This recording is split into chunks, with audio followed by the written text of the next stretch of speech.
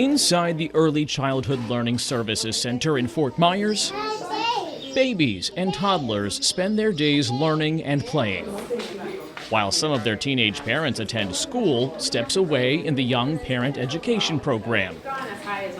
Right now, about 50 teenage students are learning and getting help here. Young moms and dads alike.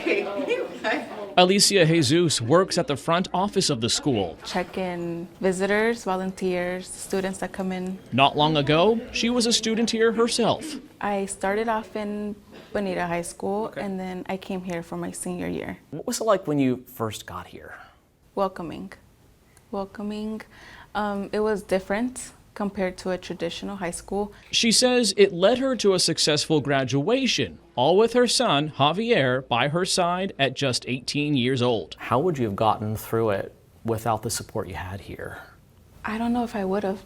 The school has supported students like her for years. Formerly known as LAMP, the Young Parent Education Program has been a resource for hundreds of young parents and soon-to-be parents in our community. That's my son who I had when I was 16. While Crystal German teaches here now, she too was a student here at one time. Because I was a teen mom, but it was a great experience. I don't believe if I didn't have the support that I had here, I don't know that I would be a teacher here today. Support that she says can be hard to come by for some families in Lee County. Teen moms are very fragile. They're going through a difficult time at a young age, and I think it's very important that they have better access. Access to health care when pregnant and education before potential pregnancy. It's been an issue of concern in Lee County for years. It's not a new figure. We know that we have a higher rate than other places, and many factors contribute to that. The numbers are nothing new to Dr. Christina Joba.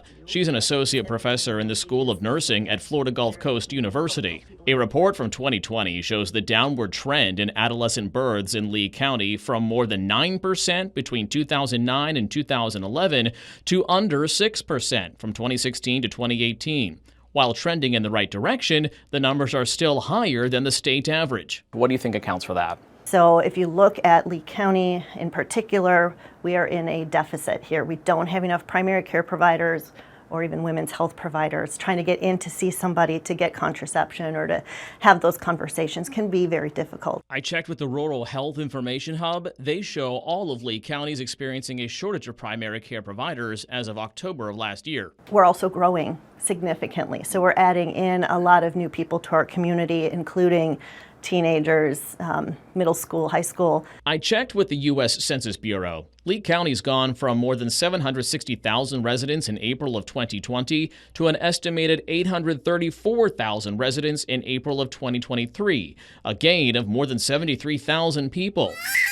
On top of that, by the year 2035, the state as a whole will need nearly 6,000 more traditional primary care specialists, according to a report from the Florida Medical Association. We're making progress as far as overall sexual health. We just need to work on making sure that we can actually provide contraception and work with folks so that they only have planned pregnancies instead of unplanned ones.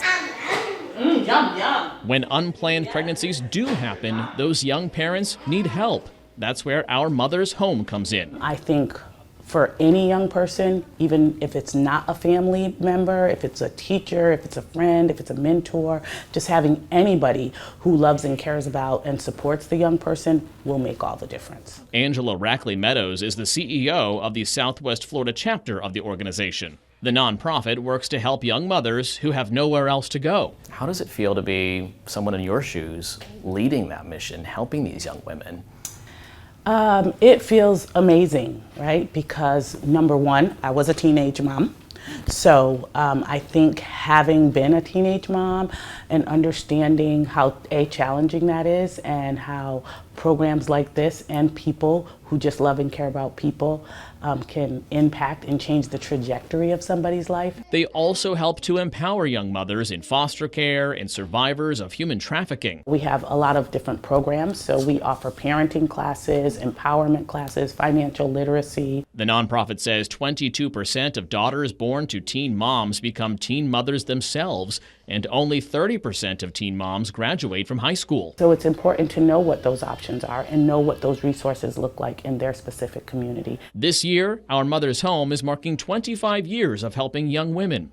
Their new facility in Fort Myers offers resources like this diaper pantry, a learning center for the young mothers who live here. They're even working on a closet of professional clothing that can help young women get started in a career. It allows us to be able to take and house young people and help them become self-sufficient. Prevention is also part of the statewide conversation. The average teenage student is learning very little about pregnancy prevention, sometimes nothing, or even worse, misinformation. Planned Parenthood of Southwest and Central Florida works to make sexual education available to teens and their families. One of the most frequent questions we get is, could I be pregnant? Kira Lynn Fertiber is an outreach educator and community liaison with Planned Parenthood.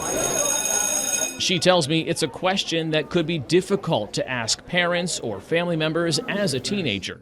She suggests starting the reproductive health conversation early when age appropriate. One way you could start the conversation is asking what they've learned in school, asking what ideas they already have. They even offer classes for parents Called Time for Your Teen, where we talk to parents about how to talk to their kids.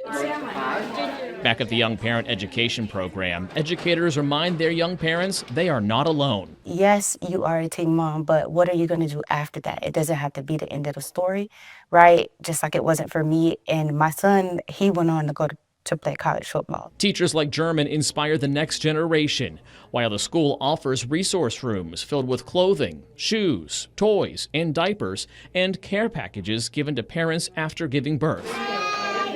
And a safe space for children to stay, whether mom and dad are still in school or starting a new career like Jesus. Coming here and being able to bring my son with me, I think gave me the comfort and kind of gave me that push I needed. Meanwhile, Jesus continues to find ways to encourage other young moms now that she's graduated. I try to tell them, I'm like, hey, like, you're almost done. You know, keep your child in your thought. Like, that's what helped me, and that's what can help you.